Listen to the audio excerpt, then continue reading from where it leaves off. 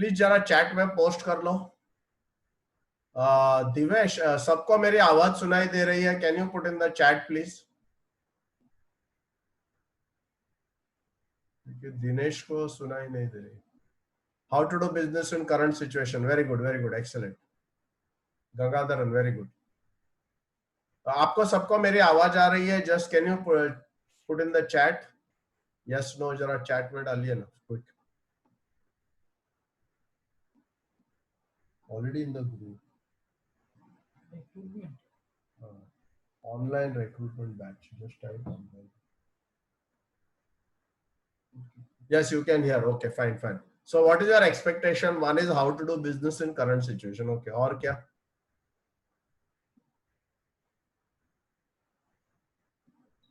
और क्या एक्सपेक्ट कर रहे हैं आज? मतलब हमने जो मैसेज भेजा था वो मैसेज से आपको क्या समझ में आया है? जरा क्विकली आप लोग अगर if you can just tell what you have understood from the today's message.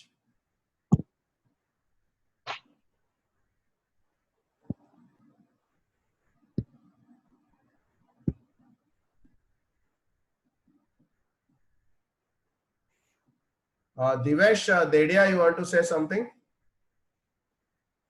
I can't hear your voice. Now I am able to hear. You are able to hear. Okay, fine. Earlier So, I am unable to hear your voice. तो आपका आज का expectation क्या है Divesh ji from today session? Post corona how will market and हम क्या कर पाएंगे, क्लाइंट क्या रिएक्ट करेंगे? Okay, very good. So you are in the right place. Yes Ayush, आपको आपका क्या एक्सपेक्टेशन है? How to tackle lockdown barrier. Okay, very good. Ayush, आपको क्या लगता है, क्या मतलब व्हाट्स योर एक्सपेक्टेशन? आयुष, आप सुन रहे हैं मेरे को, मुझे?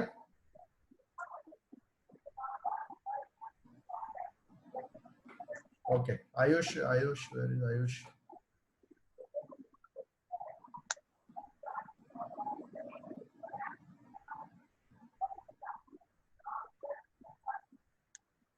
ओके, फाल्गुनी, आप क्या चाहते हो? What is your expectation?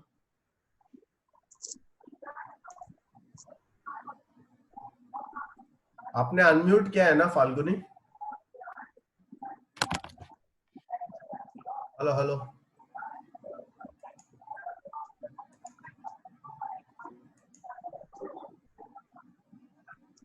अब मेरी आवाज आ रही है सबको?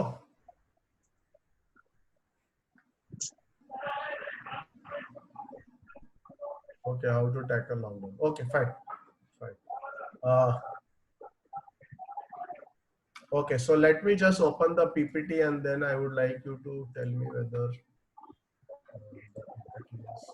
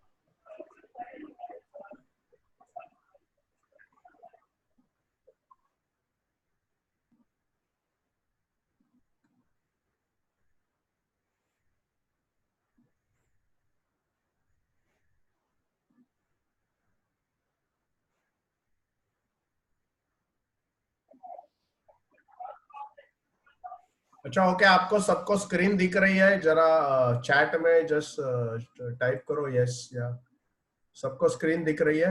Yes, okay.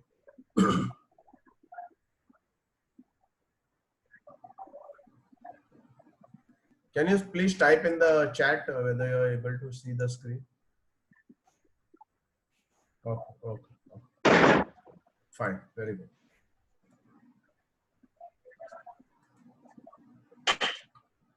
ओके, तो शुरू करते हैं आज का जो सेशन है, वो हम लोग शुरू करते हैं। एंड मेरा नाम मैं मेरा थोड़ा वेरी क्विक इंट्रोडक्शन मैं देना चाहता हूँ। मेरा नाम लाजरस डायस है। मैंने एमबीए फाइनेंस किया है। मैं सर्टिफाइड लाइफ स्पिरिट और मास्टर कोच हूँ। मैंने 4 पुस्तकें लिखी है। फर्स्ट पुस्तक का नाम है how to sell insurance without talking about insurance, insurance बोलने बगैर इंश्योरेंस कैसे बेचने का। बुक का टाइटल है फैमिली वेलफेयर इकोनॉमिक्स। उसके अलावा सेकंड बुक मेरा है ऑब्जेक्शन ओवररूल्ड, जिसमें स्टोरीज के जरिए से इंश्योरेंस का जो हम ऑब्जेक्शंस आते हैं वो डायलॉग मारने के बजाय या समझाने के बजाय अगर आप स्टोरी बोलते हैं, तो ऐसे मैंने 40 स्टोरीज बनाई है, तो उसमें वो बुक लिखा है। थर्ड बुक मेरा एलडीए सक्सेस सिस्टम करके है। एलडीए सक्सेस सिस्टम मतलब अगर हमको सक्सेसफुल बनना है तो उसके लिए हमको क्या क्या हैबिट्स किस प्रकार के सिद्धांतों को, हैबिट्स को, किन प्रकार के सिस्टम्स को हमको फॉलो करना पड़ेगा। इसके ऊपर बीआईटीवी में एक बहुत अच्छा 25 एपिसोड्स का सीरियल है, जिसका लिंक मैं आप लोगों को भेजूंगा ये सेशन होने के बाद। तो वो पूरा पुस्तक जो है, आप पूरे दिन का वो ट्रेनिंग मैंने किया था, तो यूट्यूब पे हमने उसको अपलोड किया है। तो आप जाके देखेंगे तो आपको वहां पता चलेगा। और मेरा जो यूट्यूब चैनल है उसका भी मैं डिटेल्स आपको भेजूंगा, तो वहां पर जाके आप एडिशनल देख सकते हैं। और मेरा फोर्थ बुक जो है उसका नाम है funding responsibility. Okay, funding responsibility मतलब जो हमारे जिम्मेदारियां हैं, उस जिम्मेदारियों को हम फंडिंग कैसे करें। वो बुक भी how to make people buy insurance. Okay, तो लोगों को इंश्योरेंस खरीदने के लिए हम प्रोत्साहित कैसे करें, मोटिवेट कैसे करें, जिसमें कोई भी इंश्योरेंस का शब्द नहीं यूज करते हुए। इसके ऊपर मैंने एक ऐप बनाया है, तो ऐप का नाम है फंडिंग रिस्पॉन्सिबिलिटी ऐप। उसका भी लिंक मैं आपको भेजूंगा। और दूसरे वेबिनार में उसका डिस्कशन मैंने किया है, वो भी आपको मैं लिंक उसका भेजूंगा। पहले ये एफआर ऐप को आप इंस्टॉल कर सकते हैं, ये फ्री ऐप है। ये एजेंट रिक्रूट करने के लिए भी यूज हो सकता है, और इंश्योरेंस जो बिजनेस है, वो इंश्योरेंस बिजनेस करने के लिए भी इसको हम यूज कर सकते हैं। उसके अलावा मैं इंश्योरेंस इंडस्ट्री में मेरा 35 साल का अभी तजुर्बा एक्सपीरियंस हुआ है। पहले 16 साल में as an adviser, insurance adviser करके एलआईसी के साथ एजेंट करके मैंने काम किया है पहले 16 साल। 1985 से लेके 2001 तक मैं मतलब इंश्योरेंस एडवाइजर था। उस दरमियान मैंने 1996 से लेकर 2001 ऐसे 6 बार एमडीआरटीज कंटिन्यूसली मैंने मतलब किए हैं। 1997 की एटलांटा एमडीआरटी मीटिंग में मैंने अटेंड किया। वो फर्स्ट मीटिंग था जिसमें हम 20 लोग गए थे, भरत पारेख था, मैं था, ऐसे 20 लोग हम लोग गए थे। और फर्स्ट मीटिंग जहां पर इंडिया का फ्लैग होइस्ट हुआ था, क्योंकि एमडीआरटी में उसके पहले इतने ज्यादा लोग एक साथ ट्रैवल नहीं किए थे। तो एमडीआरटी का ऐसा ये है कि 20 लोग अगर कोई देश से आते हैं तभी वो फ्लैग वो लोग डिस्प्ले करते हैं। तो हम लोग जब गए थे, मैं फर्स्ट टाइम जब एमडीआरटी में गया था, भरत पारेख जी भी फर्स्ट टाइम गए थे, हम लोग ने वो फ्लैग होस्टिंग मतलब उसमें फ्लैग डिस्प्ले हुआ था। और 2001 से 2004 मैं बिरला सन लाइफ इंश्योरेंस कंपनी में एक ब्रांच मैनेजर करके मैंने सर्विस किया। उसके बाद सीनियर मैनेजर रिक्रूटमेंट करके मैंने सर्विस किया। और ये सीनियर मैनेजर रिक्रूटमेंट जब मैं था, तो मेरा बिरला सन लाइफ का सूरत का ब्रांच, राजकोट का ब्रांच, अहमदाबाद का ब्रांच, सब शुरुआत मैंने की थी। अहमदाबाद ब्रांच में मतलब शुरुआत की, उसके बाद सूरत ब्रांच मैंने सेटअप की, उसके बाद राजकोट की ब्रांच सेटअप की। और उसके बाद मुझे सीनियर मैनेजर रिक्रूटमेंट करके मेरी मतलब मुझे ये मतलब प्रमोट किया गया। और जब मैं सीनियर मैनेजर रिक्रूटमेंट था, तो 3 महीने में मैंने 3000 एडवाइजर्स को रिक्रूट किया था। तो वो आज भी वो प्राइवेट इंश्योरेंस कंपनी में रिकॉर्ड है। एक स्ट्रैटेजिक मतलब मैं खुद नहीं किया, बट मैंने एक आइडियाज देकर 33 ब्रांच के पूरे एजेंसी मैनेजर्स को इकट्ठा मतलब एक स्ट्रैटेजी के पीछे 24,000 लोग वॉक इन किए थे। और उसमें से लास्ट में फाइनल 3000 लोग एक्चुअली लाइसेंस होके एक्टिवेट हो गए। तो वो एक प्राइवेट इंश्योरेंस कंपनी में अभी रिकॉर्ड है। 2004 में मैंने मेरी इंश्योरेंस ट्रेनिंग एकेडमी मैंने शुरू की। और तब से लेकर अभी तक मैं इंश्योरेंस ट्रेनिंग में हूँ, रिटेल और कॉर्पोरेट ट्रेनिंग दोनों करता हूँ। हमने मुंबई में 3 ईयर गारंटीड एमडीआरटी कोर्स हमने शुरू किया था, जिसमें करीबन 2000 एडवाइजर्स 3 साल के ट्रेनिंग ले चुके हैं, और बॉम्बे में करीबन 400 एजेंट्स एमडीआरटी मेरे ट्रेनिंग्स में से हुए। और वो गारंटीड एमडीआरटी प्रोग्राम था, मतलब आप अगर एमडीआरटी नहीं हुए तो आपका पैसा रिफंड, ऐसा वो स्टैम्प पेपर पे लिख के मैं देता था। और उसमें कुछ उनको खाली 4-5 चीजें जो बोला गया है, वो प्रोजेक्ट है या जो भी असाइनमेंट है, वो सिर्फ उतना करना था। और वैसे वो 4 साल का मतलब 7 बैचेस मैंने ऐसे 3-3 साल के कंटिन्यूस मैंने किए। उसके अलावा मैक्स न्यूयॉर्क लाइफ में मुझे 2004 में 4 ब्रांचेस में एमडीआरटी कोर्स के लिए 1 साल का असाइनमेंट मिला था।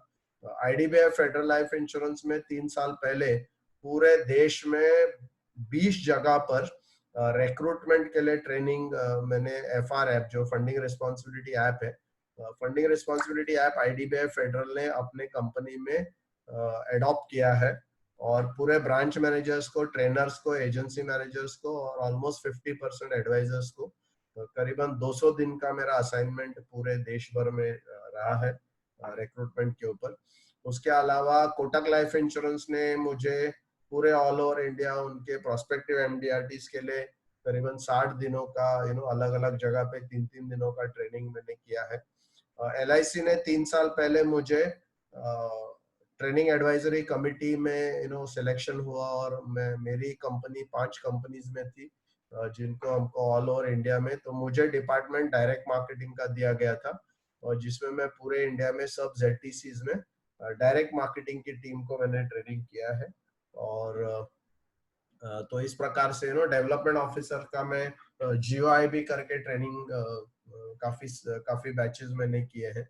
और गोल सेटिंग जीओआईबी करके गोल सेटिंग है, उसका भी गोल सेटिंग के लिए आपको मैं बुलाऊंगा, जीओआईबी रिलेटेड आप गोल सेटिंग कैसे कर सकते हैं।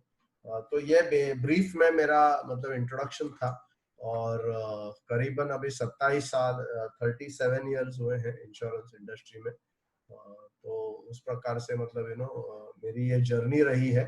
और आज का जो टॉपिक हम लोग लेने वाले हैं, 4th एरा ऑफ रिक्रूटमेंट, मतलब अगर हमको रिक्रूटमेंट ऑफ एडवाइजर करना, मतलब रिक्रूटमेंट करना है, तो किस प्रकार के एडवाइजर्स को करना होगा, और हमको एज अ मैनेजर क्या अलग करना पड़ेगा, इसके ऊपर हम लोग बहुत डिटेल में आज डिस्कस करने वाले हैं।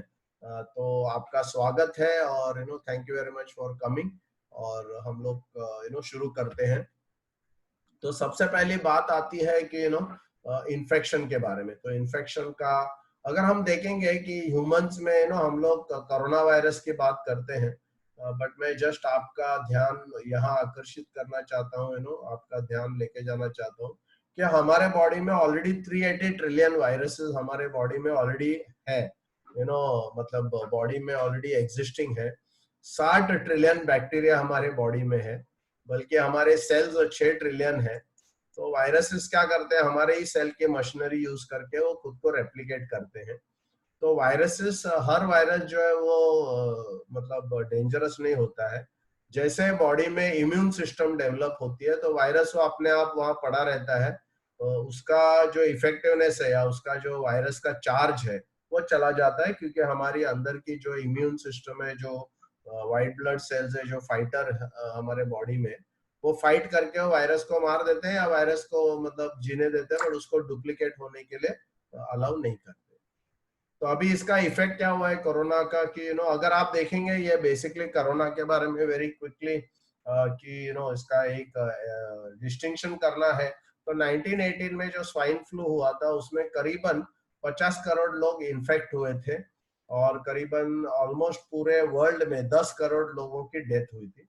जो वो वायरस आया था, तभी हमारे पास इलेक्ट्रॉन माइक्रोस्कोप नहीं था, तो इसके लिए 5 साल लगे वो वायरस को ढूंढ के निकालने के लिए और उसके ऊपर दवा बनाने के लिए।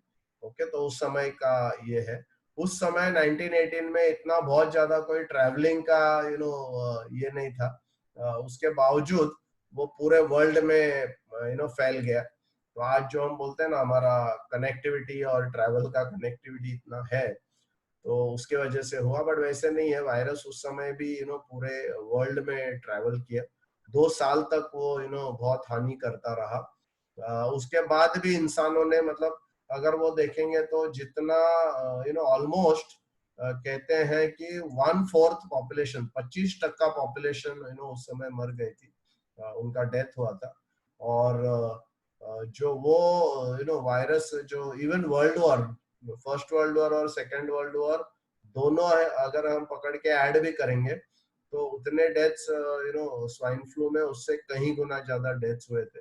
तो काफी भयंकर था।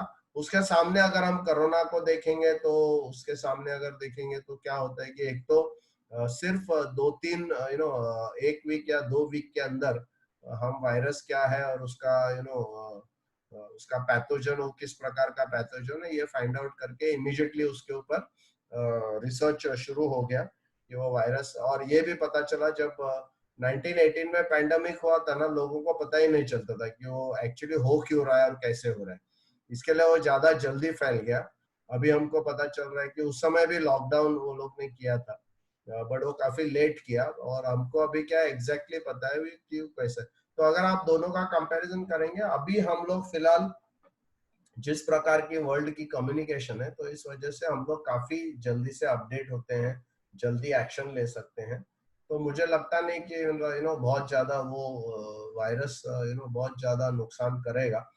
बट यस, क्या हुआ है कि वायरस के वजह से लोगों का जो माइंडसेट है वो चेंज होने वाला है।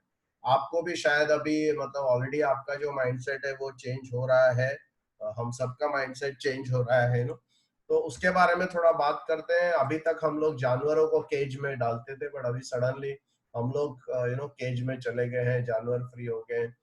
जिंदगी की रफ्तार इतनी जोरदार थी, इतनी फास्ट थी, तो वो अभी थोड़ा सा उतनी फास्ट नहीं रहेगी क्योंकि लोगों का भी माइंडसेट चेंज हो गया है।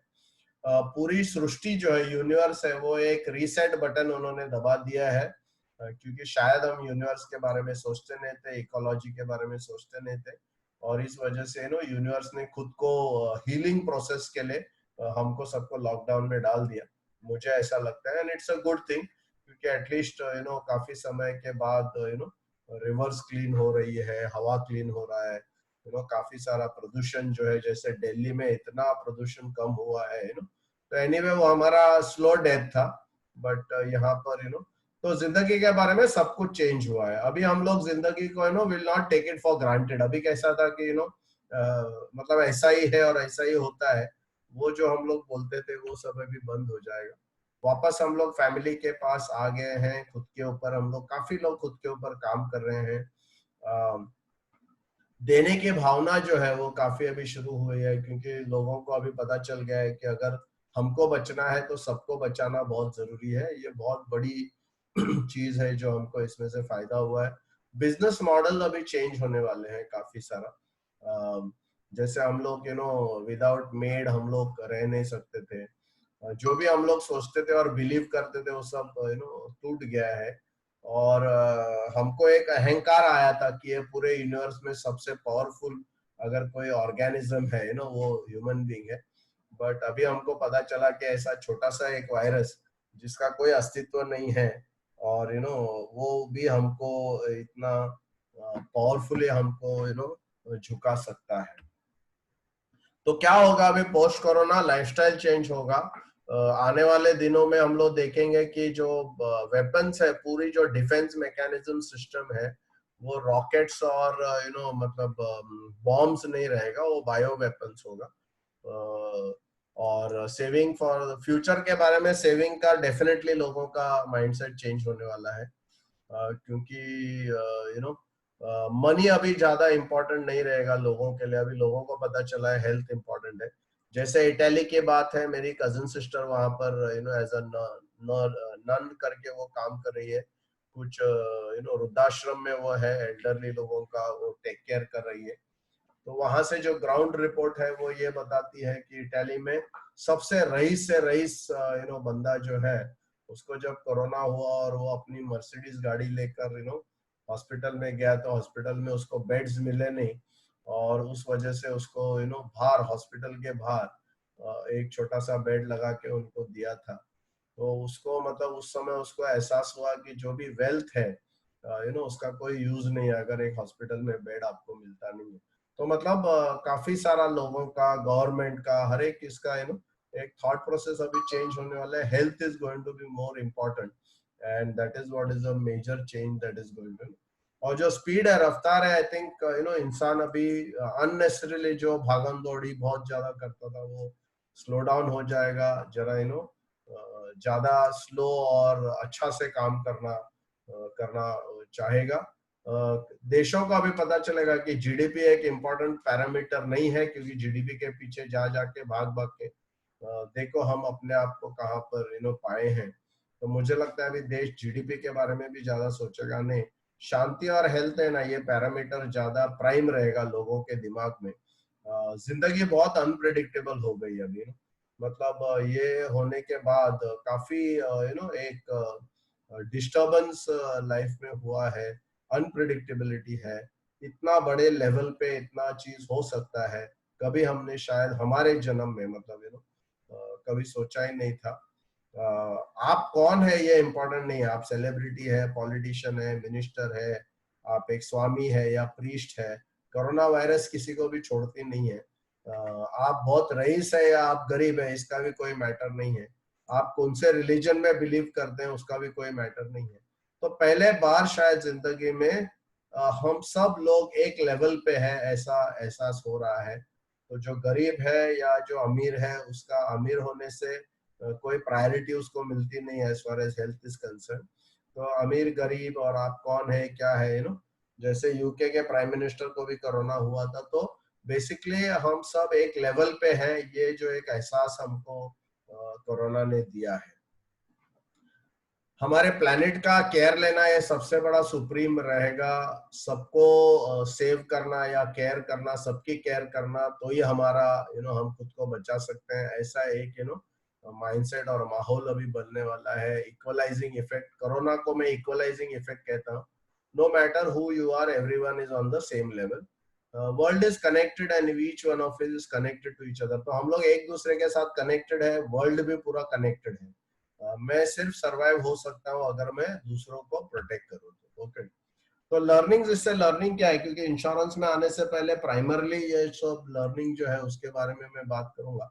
कि पिछले 70 साल में वर्ल्ड वॉर क्यों नहीं हुआ, इसका काफी मैंने रिसर्च और किया.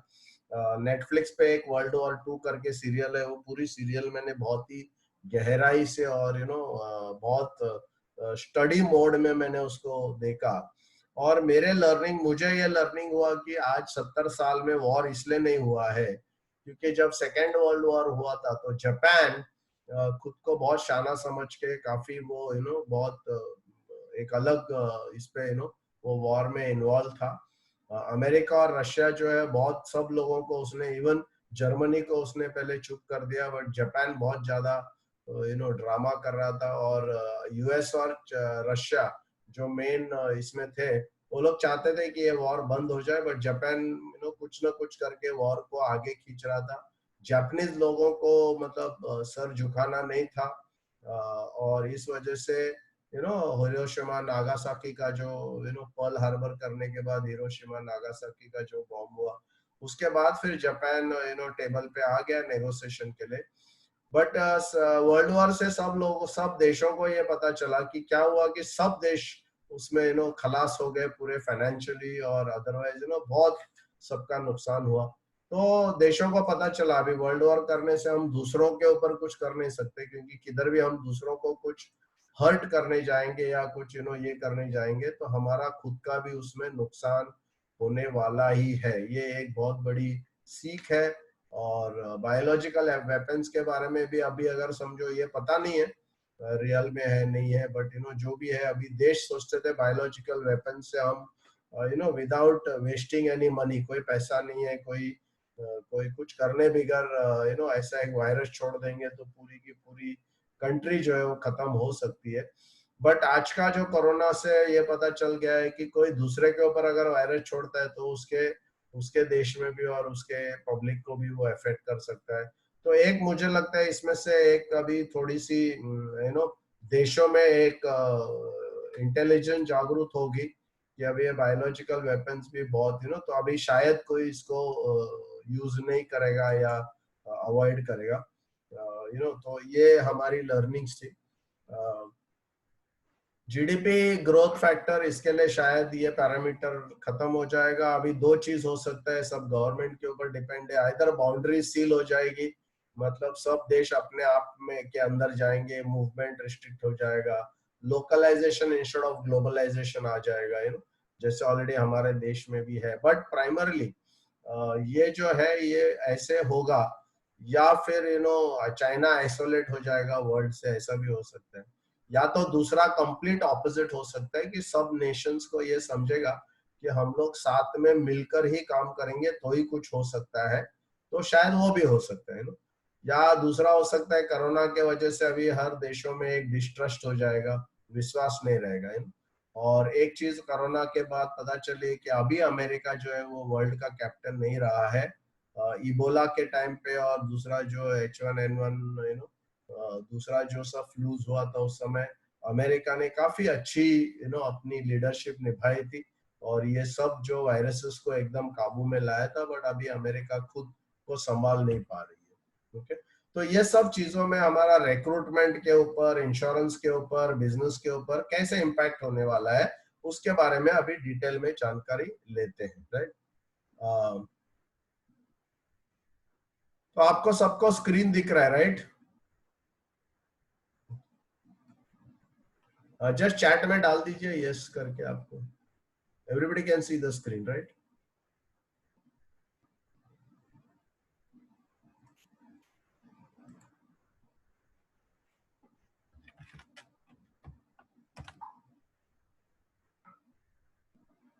ओके ओके, मतलब अभी मैंने निकाला बट स्क्रीन दिख रही थी, राइट? Okay okay.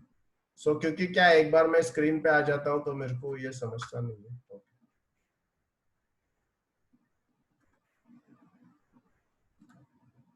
राइट, तो अभी हम लोग इंश्योरेंस में चलते हैं। तो बेसिकली इंश्योरेंस में क्या हुआ, there are 4 eras of marketing. Okay, जिसको हम एरा 1 कहते हैं, एरा 2 कहते हैं, एरा 3 कहते हैं, और एरा 4 कहते हैं। तो एरा 1 में कमोडिटी है, एरा 1 में। एरा 2 में प्रोडक्ट है जिसको हम बेनिफिट्स कहते हैं। एरा 3 में जो है वो ब्रांड है, और एरा 4 में पर्पसफुल लिविंग है। पोस्ट कोरोना हम एरा 4 में जा रहे हैं, मतलब पर्पसफुल लिविंग के बारे में हमको सोचना पड़ेगा। क्लाइंट्स को हमको पर्पसफुल लिविंग के बारे में बात करनी होगी। और ये कैसे, मतलब हाउ हर एक ये जो एरा है इसमें एक्चुअली क्या होता है उसके बारे में हम डिस्कस करेंगे।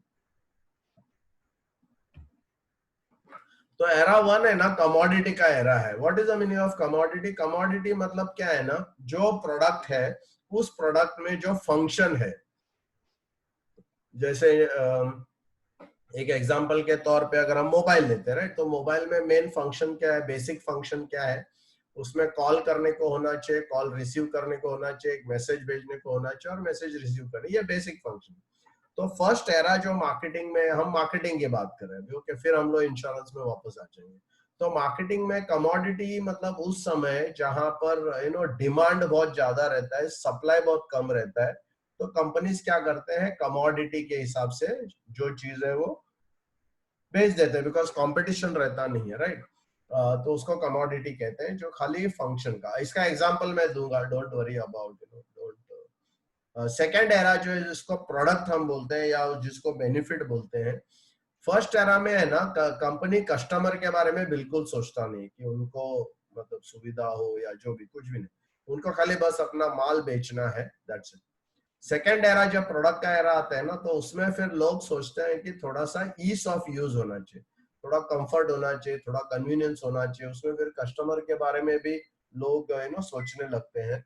और वो सोचने के सोचने से क्या होता है कि प्रोडक्ट में काफी सारा बदलाव आ जाता है, कस्टमर के बारे में सोचने शुरू करते हैं। थर्ड एरा में जब कंपनी आती है तो कंपनी क्या कहती है, कंपनी ऐसा प्रोडक्ट बनाती है, ऐसा प्रोडक्ट बनाती है, ऐसा ढास, मतलब एकदम जबरदस्त प्रोडक्ट बनाती है, जिससे कि कंपनी चाहती है कि लोगों को ऐसा लगना चाहिए, कंपनी चाहती है कि लोगों को ऐसा लगना चाहिए कि ये प्रोडक्ट मेरे पास रहने से मेरा वैल्यू बढ़ता है। मतलब कोई अगर समझो अच्छी कार लाइक BMW कार लेता है, तो उसकी खुद की वैल्यूएशन जो है, उसकी खुद की वैल्यू जो है, उसकी खुद की दूसरों के नजर में जो एक पोजीशन है, वो पोजीशन बढ़ जाती है। तो कंपनीज ने ऐसा शुरू किया कि मतलब उसका प्रोडक्ट लेने से लोगों का सेल्फ एस्टीम बढ़ जाना चाहिए। तो जैसे मैस्लोज हायरार्की ऑफ नीड में हम कहते हैं, वैसे वो उन्होंने ब्रांड किया। और फोर्थ एरा में पर्पस ऑफ लाइफ, ओके।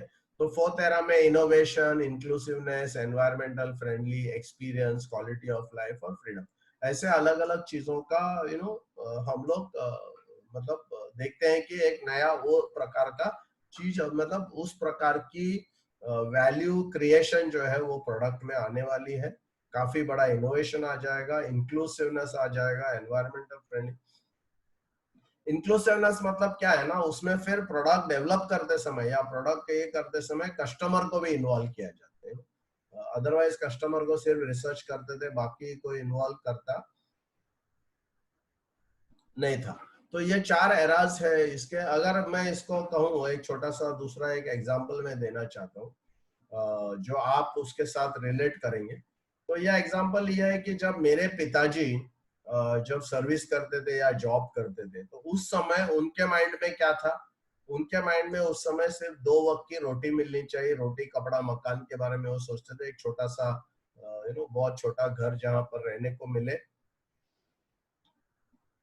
2 वक्त की रोटी मिले, और बेसिक बेसिक जो है कपड़ा, जो भी है रोटी कपड़ा मकान के बारे में वो सोचते थे। तो उस समय चॉइसेस लोगों के सामने बहुत कम थी, चॉइस नहीं था, तो उनको जहां भी जॉब मिला तो वो जॉब जैसे वो ज्वाइन करते थे ना, तो रिटायरमेंट तक एक ही जॉब पे रहते थे। मतलब वो आप देखेंगे उनके जमाने में ऐसा जॉब चेंज करने का कॉन्सेप्ट नहीं था, एक ही जगह पे। उनको अगर एम्प्लॉयर या उनका जो मालक है वो अगर बहुत बुरी तरह उनको मिसट्रीट करता था या इल ट्रीट करता था, तो भी वो लोग जॉब में रहते थे। मतलब उनको क्योंकि चॉइस नहीं था और इस वजह से कोई फ्रीडम नहीं होता था, और इस वजह से अगर मालिक उनके साथ गलत व्यवहार भी करता था तो भी उनको कंटिन्यू करना। अभी क्या हुआ कि वो उनका एरा हो गया। एरा का मतलब एक समय है। जैसे हम लोग बोलते हैं ना कि जैसा पहले क्या था, प्राइवेट इंश्योरेंस का समय था, एक एरा था, राइट? प्राइवेट मतलब नेशनलाइजेशन के पहले 1956 के पहले एक प्राइवेट इंश्योरेंस का एरा था, उसके बाद नेशनलाइजेशन का एरा आया, और 2001 में फिर वापस प्राइवेटाइजेशन का आया। तो इसको एरा बोलते हैं, एक समय, एक समय, ओके। तो वैसे उनके एरा में, मेरे पिताजी के एरा में ये सब कंडीशंस थे। अब जब मैं मेरे एरा में आता हूँ तो मैंने क्या सोचा, मुझे रोटी कपड़ा मकान के लिए सोचने की जरूरत नहीं थी। क्यों? क्योंकि मेरे पेरेंट्स ने उस जमाने के जो जो पेरेंट्स थे, लोगों ने क्या किया उस समय, खुद को खाने पीने का है नहीं है वो सब छोड़ के एटलीस्ट उनके बच्चों को अच्छा एडुकेशन मिलना है, वो उनके माइंड में बहुत स्ट्रांग था। इस वजह से मेरे जैसे जो आज 50 इयर्स के उम्र के हैं, उनका आप देखेंगे बहुत सारे लोगों का एडुकेशन अच्छा हो गया। इस कारण से क्या हो गया, हम लोग को रोटी कपड़ा मकान के बारे में सोचने का जरूरत नहीं पड़ा। हमको लाइफ में काफी सारे चॉइसेस आ गए। और तीसरा जो है, हम लोग काम करने लगे, रोटी कपड़ा मकान के लिए नहीं काम करने लगे। हम किसके लिए काम करने लगे? लाइफस्टाइल के लिए। तो आप देखेंगे कि हमारे जमाने में लोग अच्छा फ्लैट लेते थे, अच्छा लोकेशन में जाके रहते थे, अच्छे कार में घूमते थे, फॉरेन ट्रैवल करते थे, काफी मतलब ये सब आया। तो हम लोग ने क्या किया, खुद का लाइफस्टाइल बनाया। और लाइफस्टाइल बनाने के चक्कर में लोन तो नेगेटिव जो हुआ, बहुत सारा लोन हम लोग ने पाल लिया, और उसके कारण बहुत सारा लफड़ा हुआ। हम पूरी जिंदगी खाली लोन रिपे करने के चक्कर में जिंदगी हमने जिया ही नहीं। बट क्या हुआ कि एक लाइफस्टाइल हमारा। अभी चलते हैं तीसरा एरा में, जो हमारे बच्चों का एरा है। तो मेरे बच्चे जो है अभी 20-25 के आसपास। तो बच्चों का अगर देखेंगे ना, वो लोग लाइफस्टाइल के बारे में सोचते नहीं, क्योंकि लाइफस्टाइल ऑटोमेटिकली उनको मिल गया। लाइफस्टाइल के लिए मुझे मरना पड़ा, बहुत मेहनत करना पड़ा, बट उनके लिए लाइफस्टाइल ऑटोमेटिक है। मेरे बच्चों के लिए खुद का रूम है, उनका खुद का सब एवरीथिंग इज देयर। तो वो लोग आज क्या देखते हैं, आज अगर आप उनको बोलेंगे कुछ करो कि घर ले लो या गाड़ी ले लो, तो उनको कोई कमिटमेंट नहीं चाहिए लाइफ में। वो बोलते हैं कि हमको कोई कमिटमेंट नहीं चाहिए। और इस वजह से देखो, शादियां जो है वो धीरे धीरे आगे चल के आप देखेंगे, यंग लोग शादी नहीं करेंगे, वो लिव इन करेंगे। इसलिए करेंगे बिकॉज उनको कोई कमिटमेंट नहीं चाहिए, जब तक सब कुछ ठीक ठाक है तो गाड़ी वो खरीदेंगे नहीं, उबर ओला करेंगे, बिकॉज उनको कोई कमिटमेंट लेना नहीं है। घर वो खरीदेंगे नहीं, रेंटल पे रहेंगे ताकि जो पैसा बचता है उससे वो लोग एक्सपीरियंस के पीछे है। तो आज अगर हमको कोई एम्प्लॉय को अगर रखना है तो एक्सपीरियंस है। आज सबसे बड़ी कंपनी जो है अमेजोन रहेगा, गूगल रहेगा, वो एम्प्लॉयज को क्या देती है? एक्सपीरियंस देती है उनको, मतलब, और इंक्लूसिवनेस। आप देखो ये दोनों चीज कैसे जाते हैं, एक्सपीरियंस भी देती है। तो आप गूगल में अगर जाके ऑनलाइन अगर चेक करेंगे कि गूगल का जो मतलब जो ऑफिस है वो किस प्रकार से, बहुत मतलब अजीबो जनाब एक्सपीरियंस वहां मिलती है, टोटल अलग है। फिर इंक्लूसिवनेस कैसा किया उन्होंने? तो गूगल वाले या अमेजोन वाले या एप्पल वाले या माइक्रोसॉफ्ट के टॉप एम्प्लॉय जो है और काफी लेवल तक जो एम्प्लॉयज है उनको ईसॉप्स मिलता है, मतलब उनको कंपनी का शेयर मिलता है, वो कंपनी के पार्ट ओनर बनते हैं। अभी तक हम लोग ये कभी सोचा नहीं। तो आने वाले जमाने में जो यंग बच्चे लोग हैं, वो अच्छे अगर लेवल के लोग हैं, वो लोग सिर्फ उसी कंपनी में काम करना चाहेंगे जहां पर उनको इंक्लूसिवनेस दिखाई देता है, जहां पर बॉस और वो पार्टनरशिप में काम कर सकते हैं ना। तो वो एक अगर आप देखेंगे तो इस प्रकार से इसको एक्सप्लेन किया जा सकता है। तो अभी हम लोग आते हैं एक दो प्रोडक्ट के ऊपर बात करेंगे इंश्योरेंस में जाने से पहले। तो सबसे पहले मोबाइल पे आते हैं। तो वीवो मोबाइल जो था वो कमोडिटी था, उसके बाद माइक्रोमैक्स जो है वो प्रोडक्ट आ गया, बेनिफिट्स। ब्रांड वन जो है वो वन प्लस जो है वो ब्रांड हो गया, और पर्पसफुल लिविंग जो है एप्पल है। अभी आप मेरे को पूछेंगे सर पर्पसफुल लिविंग एरा 4 तो अभी आने वाला है, तो एप्पल कैसे एरा 4 में चला गया? दोस्तों बहुत सारे मतलब कुछ कम कंपनीज है जिनको क्या एरा आने वाला है वो पहले से ही उनको पता रहता है। तो आप देखेंगे गूगल, अमेजोन, माइक्रोसॉफ्ट और आईबीएम और एप्पल जो है, ये लोगों ने एरा 4 के जैसे सोचना ऑलरेडी पहले से शुरू कर लिया। तो ये जो एरा है ना, एक खत्म होके दूसरा शुरू होता है ऐसा नहीं है। एक एरा में जब बहुत सारे लोग एरा 1 से 2 में जाएंगे, बहुत सारे लोग पीछे रहेंगे ना, मतलब ऐसे तीन भाग में हम डाल सकते हैं। एक वो लोग जो एरा आने से पहले उसमें जाते हैं, दूसरे वो लोग जो एरा आने के बाद उसमें जाते हैं, और तीसरे वो लोग जो पीछे रह जाते हैं, मतलब एरा आके चला गया तो भी वो लोग पीछे रह जाते हैं। तो ये एरा जो है एक दूसरे का एकदम ऐसा बाइफरकेट हम नहीं कर सकते हैं। मतलब अलग अलग लोग जो है अलग अलग लेवल पे रहते हैं। अभी हमको ये सोचना है कि हम कौन से एरा में, मतलब मेरा ये सेशन लेने का एक बहुत इंपॉर्टेंट आइडिया ये है कि ये एरा में हम लोग कहाँ पर है, कौन से एरा में है और कौन से एरा में हमको जाना चाहिए, वो हमको देखना बहुत जरूरी है। तो वीवो ने क्या किया? वीवो एक नॉर्मल फोन था, कमोडिटी था, सिंगल सिंगल सिम था उसमें, बस फोन कर सकते थे, फोन रिसीव कर सकते थे, मैसेज भेज सकते थे, बस बेसिक बेसिक जो प्रोडक्ट में बेसिक जो है कमोडिटी हम बोल सकते हैं उसमें।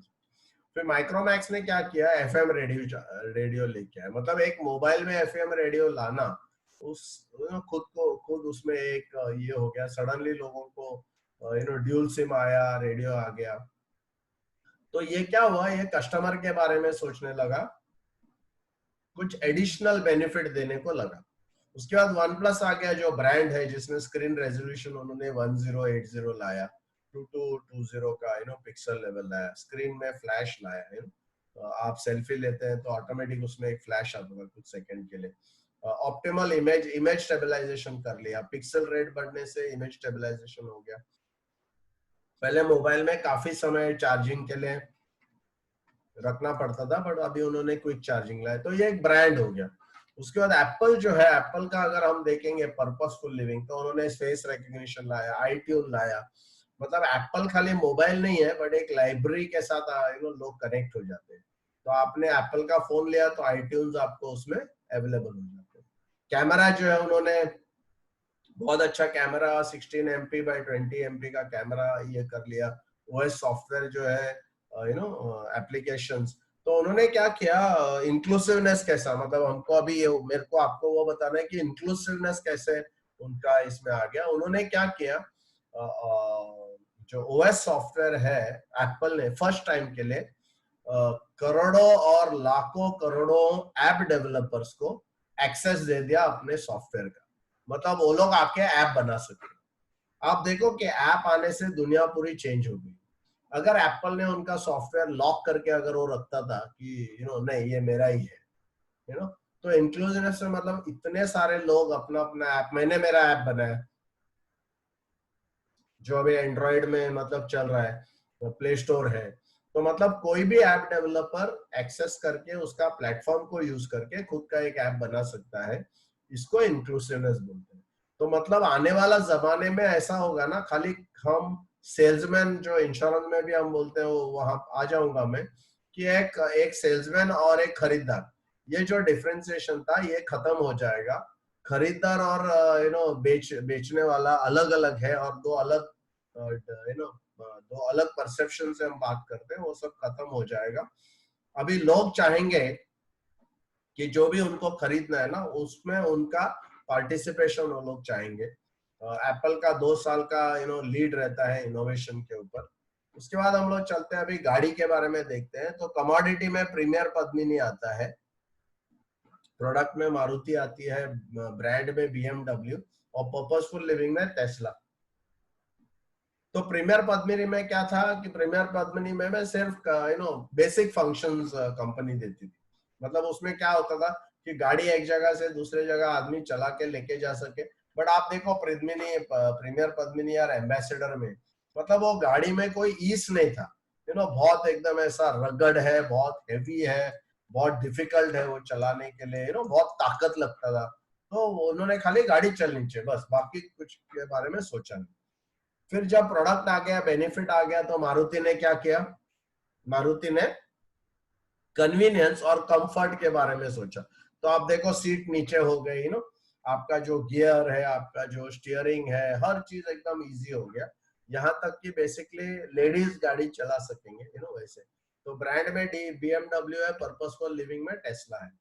तो प्रीमियर पद्मिनी जब लॉन्च हुआ ना, तो उस समय कहते हैं कि जो डीलर है वो अगर गाड़ी में कुछ खराबी है, और ऑलवेज ऐसा खराबी होता था, तो लोगों को जब लोग गाड़ी लेने जाते थे तो उनको बोला जाता था कि आपको लेना है तो ले लो, या तो फिर मैं दूसरा किसी को दूंगा। तो बहुत सारे लोगों को गाड़ी को डायरेक्ट गैरेज में लेके जाना पड़ा। क्यों? क्योंकि कस्टमर का कोई वैल्यू नहीं था, कस्टमर को लोग बहुत, क्यों? क्योंकि उस समय गाड़ी बनाने वाले कम थे, गाड़ियां कम बनती थी, और खरीदने वाले बहुत ज्यादा थे, और कोई कंपटीशन नहीं था। तो उसके बाद मारुति आ गया, जिसने जापानीज कार था, ईज ऑफ ड्राइविंग, जो लेडीज ड्राइव कर सकते थे, मतलब काफी एक अलग। और आपको पता है कि मारुति और सुजुकी और ये सब जो जापानीज कार आने के बाद अमेरिकन कार कंपनी जैसे जनरल मोटर्स है, वो ऑलमोस्ट खत्म हो गई ना। उसके बाद आ गया बीएमडब्ल्यू। तो बीएमडब्ल्यू में आप देखेंगे, आप बैठेंगे तो आपको वो एक्सपीरियंस जरूर आएंगे ना। उसमें हॉर्स पावर इतना अमेजिंग है, 0 to 60 स्पीड सेकेंड्स में होता है। हाई रेविंग इंजन जो है उस समय पे आ गया। और बीएमडब्ल्यू एक स्टेटस सिंबल है, कोई किसी के पास बीएमडब्ल्यू रहेगा तो उसके बारे में लोग अलग मतलब अलग तरीके से उसको देखते हैं।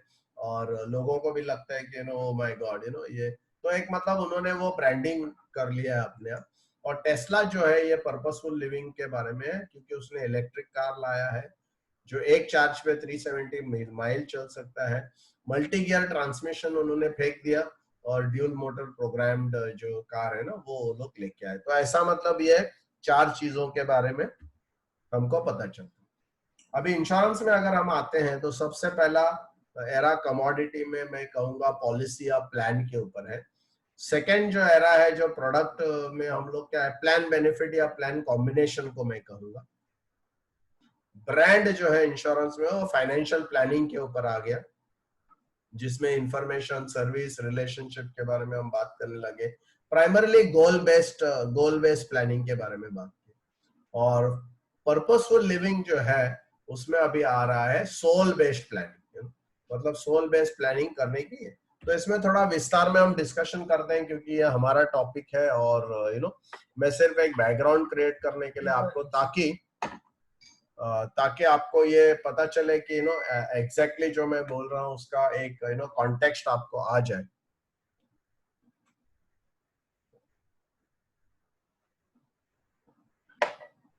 तो अगर कमोडिटी में हम क्या देखते हैं, कमोडिटी में एजेंट जो है वो पॉलिसी बेचता था, बेसिक पॉलिसी बेचता था, एक मनी बैग या एंडाउमेंट। किस बेसिस पे बेचता था? उसके फीचर्स के ऊपर बेचता था। तो वो फीचर्स के ऊपर वो बेसिक जो प्लान है वो बेचता था, और उसका फीचर्स के हिसाब से वो प्लान बेचता था और सिंगल सिंगल प्लान बेचता था, मतलब वो पॉकेट में उसके 2 प्लान्स होते थे और वो प्लान्स के हिसाब से वो अपना जो है वो जाके बेचता था। उसमें एजेंट के अराउंड सब डिस्कशन होता था, कस्टमर को क्या चाहिए या उसकी क्या रिक्वायरमेंट है या उसको किस प्रकार का बेनिफिट रहेगा, वो सब हम लोग नहीं सोचते थे, एजेंट नहीं सोचता। तो टोटली ये जो डिस्कशन था वो एजेंट सेंट्रिक था, मुझे क्या चाहिए, मुझे बिजनेस क्या करना है, वो था। उसके बाद हम लोग आगे प्रोडक्ट में, प्रोडक्ट का मतलब है बेसिकली हम लोग ये अजय अरोड़ा जी को मैं श्रेय देना चाहता हूँ कि उन्होंने हमको एरा 1 से एरा 2 में वो लेके गए, जिसमें प्लान कॉम्बिनेशन उन्होंने जो रिटायर एंड एंजॉय लाया वो एक बेसिक ही है। तो प्रोडक्ट में हमारा क्या होता है, कोई डायग्नोसिस नहीं होता है, कस्टमर के बारे में हम सोचते ज्यादा नहीं है, थोड़ा बहुत सोचते हैं, गोल्स रहता नहीं है, बेनिफिट के बारे में बात करते हैं। तो इसमें 75% फोकस एजेंट के ऊपर था, 25% जो है क्लाइंट के ऊपर। फिर ब्रांड ब्रांड आ गया 2002 में। ब्रांड का जो आ गया इंडिया में, जब CFP आ गया, फाइनेंशियल प्लानिंग आ गया, गोल बेस्ड प्लानिंग आ गया। आपको मैं यहाँ पर बताना चाहता हूँ कि एक्चुअली 1997 में मेरा फर्स्ट ट्रेनिंग प्रोग्राम हुआ था होटल एमरल्ड में, जुहू में, बॉम्बे में, और उसमें करीबन 40 लोग पार्टिसिपेट किए थे। तो गोल बेस्ड प्लानिंग के बारे में, how to sell insurance without talking about insurance, मेरा फर्स्ट जो सेशन है वो 1997 में हुआ था। और वो कुछ 2 साल में जितने लोग, मतलब मुझे लगता है कि 2-3 साल मैंने ट्रेनिंग किया, उसके बाद मैं बिरला सन लाइफ ज्वाइन करने गया तो वो ब्रेक हो गया। बट जो मेरे 97, 98, 99 या 2000 तक जितने लोगों ने मेरे से ट्रेनिंग लिया, तो फाइनेंशियल प्लानिंग इंडिया में आने से पहले मैं उनको फाइनेंशियल प्लानिंग सिखाया। और अगर आप मेरे यूट्यूब चैनल पे जाते हैं तो काफी सारे लोगों ने वहां पर वो शेयर किया है, दूसरा भी एक वीडियो में वहां डालने वाला हूँ। बट वो ये लोग जिन्होंने 1997 में जो प्रोग्राम किया, जो एजेंटों ने, ये लोग आज के तारीख में अगर आप देखेंगे एटलीस्ट 10 या 15 टाइम्स MDRT हो चुके हैं। जो इंडिया के सबसे बड़े दिग्गज हैं वो काफी लोगों ने ये प्रोग्राम किया है, भरत पारेख से लेके पराग नेसरीकर, मनोज रिजवानी, आप किसी का भी नाम लो जो MDRT किया है उन्होंने। भरत पारेख ने भी ये 3 दिन का प्रोग्राम मतलब मेरे साथ किया था। तो ये गोल बेस्ड प्लानिंग जो है, ऑफ कोर्स इसका इंडिया में एक अलग लेवल पे वो CFP के आने के वजह से हो गया। अदरवाइज इंश्योरेंस रिलेटेड गोल बेस्ड प्लानिंग कैसे करने का ये मैं लोगों को सिखाता था। बेनिफिट बेस्ड ड्रिवन आ गया 100%। तो गोल बेस्ड प्लानिंग में क्या होता है ना, एजेंट का कोई अस्तित्व नहीं है, इसमें पूरा 100% कस्टमर सेंट्रिक होता है, क्लाइंट सेंट्रिक होता है। तो how to sell insurance without talking about insurance, ये कॉन्सेप्ट मैंने इंडिया में लाया, उसके ऊपर मैंने बुक्स भी लिखे और करीबन करीबन नहीं तो 3 लाख एजेंटों के साथ इसके बारे में मैंने डिस्कशन किया है। और ऑलमोस्ट मोर देन 10,000 एजेंट्स और मैनेजर्स ने ये मेरा training program all over India में किया है। अभी नेक्स्ट जो हम लोग जाने वाले हैं उसमें पर्पसफुल लिविंग के ऊपर, जिसमें हम सोल बेस्ड प्लानिंग की बात करते हैं। हम फाइनेंस की उसमें बात नहीं कर सकेंगे, वेलबींग के साथ फाइनेंस की बात करना चाहिए हमको। क्लाइंट को खुद को समझने के लिए हमको हेल्प करना पड़ेगा। जैसे कहीं मैंने ये बोला है कि क्लाइंट को शायद हमको स्पेंडिंग के ऊपर गाइड करना पड़ेगा। अभी तक हम लोग सेविंग के ऊपर गाइड करते थे, बट अभी लोगों को हमको स्पेंडिंग के ऊपर गाइड करना पड़ेगा कि कहाँ, क्यों और कैसे वो लोग स्पेंडिंग करें। क्योंकि सेविंग करना, हम लोग सिर्फ जाके सेविंग करने को बोलते हैं, बट सेविंग जब करने का रहेगा तो स्पेंडिंग में अगर उनका इम्पैक्ट रहेगा, स्पेंडिंग में कुछ सिद्धांत आ जाएंगे, तभी फिर सेविंग होगा। तो हमको वो थोड़ा सा और पीछे जाकर लोगों को शायद हेल्प करना पड़ेगा। इसमें मैं एक एग्जांपल आपको देना चाहता हूँ। हिंदुस्तान लीवर जब इंडिया में आई थी ब्रिटिश के जमाने पे, मतलब उसको हिंदुस्तान लीवर नहीं बोलते थे तभी, यूनिलीवर या दूसरा कुछ नाम था। बट जब वो लोग इंडिया में आए तो उनको साबुन इंट्रोड्यूस करना था इंडिया में, और कोई भी स्नान नहीं करता था उस समय इंडिया में। मतलब ईस्ट इंडिया कंपनी थी, इंडिपेंडेंस के बहुत पहले की बात कर रहा हूँ मैं। तो कहा जाता है उस समय पे ये जो कंपनी है, कंपनी के पूरे सेल्समैन गांव गांव तक गांव गांव तक एकदम जाकर लोगों को साबुन से स्नान कैसे करना, वो एक्चुअली उनको स्नान देते थे, मतलब उनको सिखाते थे। और ऐसे करके उन्होंने वो आदत लगाई और फिर हम लोग साबुन यूज करना शुरू किए। और वो साबुन जब अभी हम लोग यूज करते हैं, उसके लिए किसी ने जाके उनको बताया। तो आज हमारा काम है कि लोगों को स्पेंडिंग के बारे में जब तक हम लोग एडुकेट नहीं करेंगे, उनको रिस्पॉन्सिबिलिटी नहीं करेंगे, उनको बजटिंग नहीं सिखाएंगे, तब तक मुझे लगता है कि ये सेविंग होगा नहीं। तो खाली सिर्फ इंश्योरेंस बेचना, इंश्योरेंस बेचना, इंश्योरेंस बेचना करेंगे तो होने वाला नहीं है। अगर आप मेरा नेक्स्ट सेशन में मैं आपको बताऊंगा किस प्रकार से हमारे इंश्योरेंस का पूरा अगर रिसर्च में बताता हूँ, तो बहुत सारा बिजनेस जो है वो कम होते जा रहा है, राइट। और फिर ईस्टर्न फिलोसफी के ऊपर जो सीएफपी अभी आ गए इंडिया में, वो सिर्फ वेस्टर्न फाइनेंस के ऊपर है। वेस्टर्न फाइनेंस इंडिया में नहीं चलेगा, हमको ईस्टर्न फिलोसफी जो है उसको वेस्टर्न साइंस के साथ मैरिज करनी होगी, साथ में करना होगा। और जनरली अभी जो आने वाले दिनों में आप देखेंगे कि प्रीमियम अभी तक कैसा है ना, प्रीमियम हमको मतलब चलो उसके बारे में बाद में एक स्लाइड है उसके ऊपर मैं बात करूंगा। यू नो आज अभी कुछ कंपनीज ने हैंड का डिवाइस, कोई बंगड़ी जैसा कुछ एक हैंड डिवाइस बनाया है, जो हेल्थ इंश्योरेंस लेते हैं।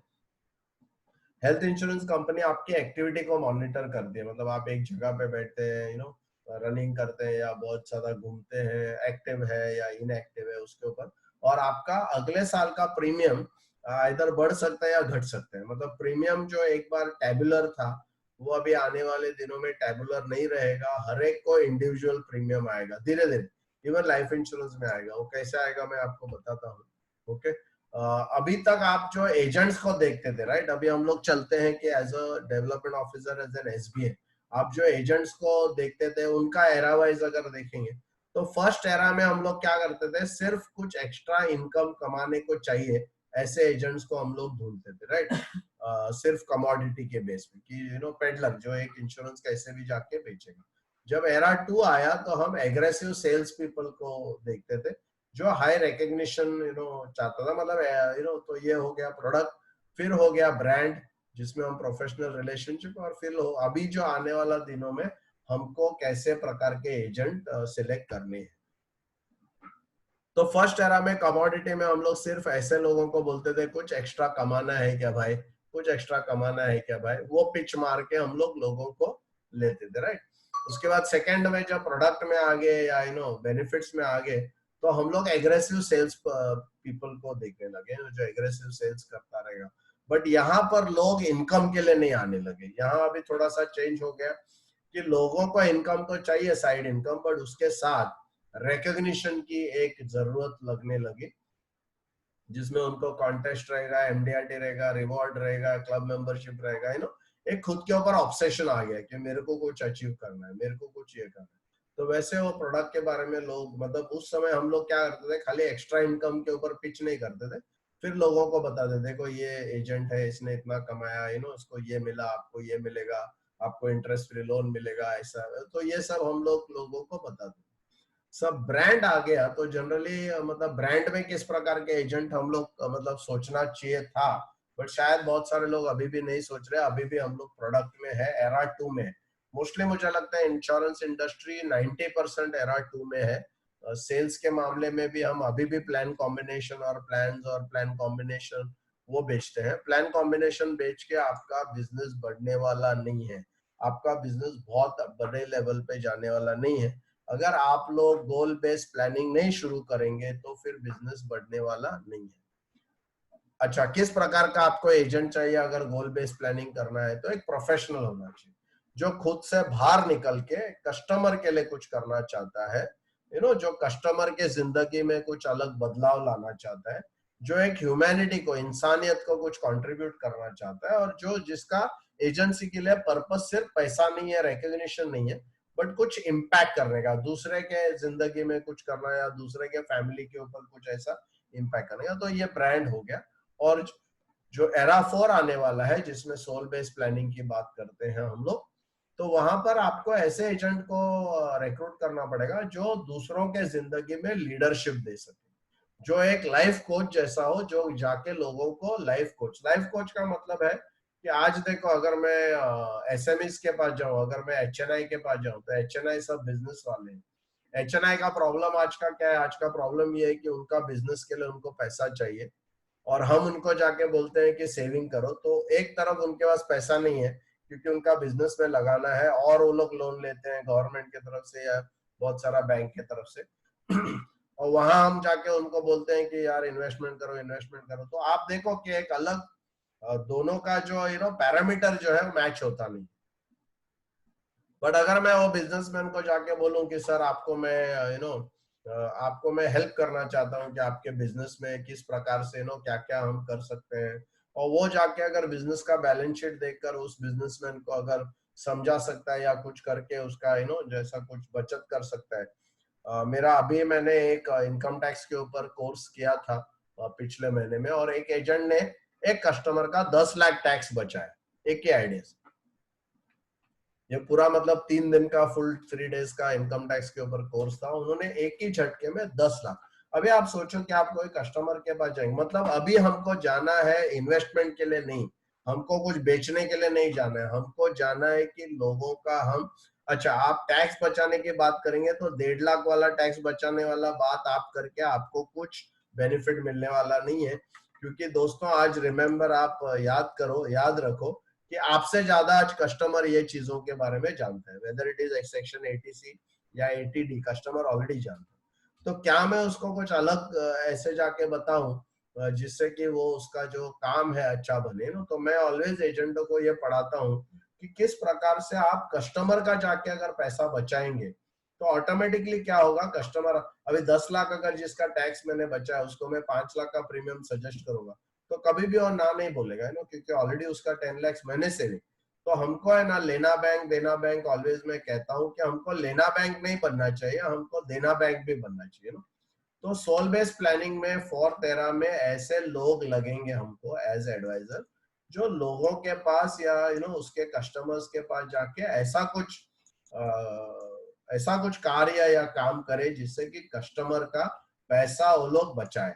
और जब आप कस्टमर का पैसा बचाने का को जाते हैं, ऑब्वियसली आप कस्टमर के खीसे में पैसा डालते हैं, फिर आपको हक बनता है कि वो पॉलिसी के लिए आपको वो ले सकते हैं आप, और उसमें फिर कोई ऑब्जेक्शन नहीं आएगा, कोई भी प्रकार का दिक्कत नहीं होगा, कोई डिस्टर्बेंस नहीं होगा, तो ये जो चीज है मैं 25 साल से ये कर रहा हूँ। मुझे याद है 1997 में एक कस्टमर का मैंने 5 लाख टैक्स बचाया, और ये वो 80C 80D वगैरह नहीं है, सब टोटल अलग है।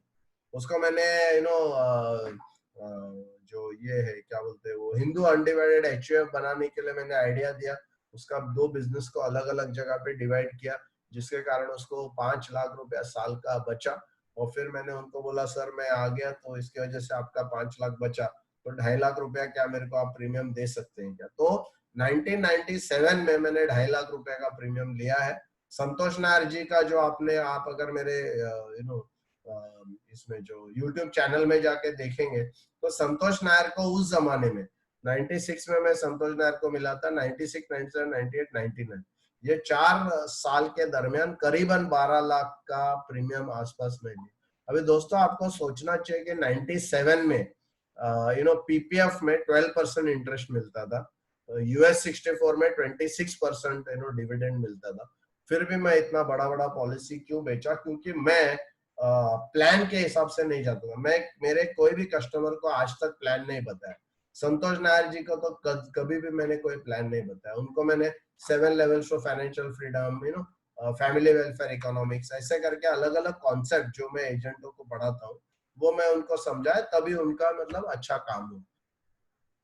अभी एज अ डेवलपमेंट ऑफिसर या एज अ SB आपको क्या करना चाहिए तो पहले कैसे मतलब आप क्या करते थे, अभी मैं आपको सिंपल बोलता हूँ कि मतलब प्राइवेट कंपनीज में भी और काफी एक्सटेंड तक इंडिया में डेवलपमेंट ऑफिसर, और ये अगर देखेंगे जनरली डेवलपमेंट ऑफिसर क्या हुआ है ना, एक एजेंट का असिस्टेंट बन गया है तो मोस्टली क्या होता है कि ऑफकोर्स काफी ये चेंज हुआ है, बट आज अभी प्राइवेट में तो ऐसा ही है।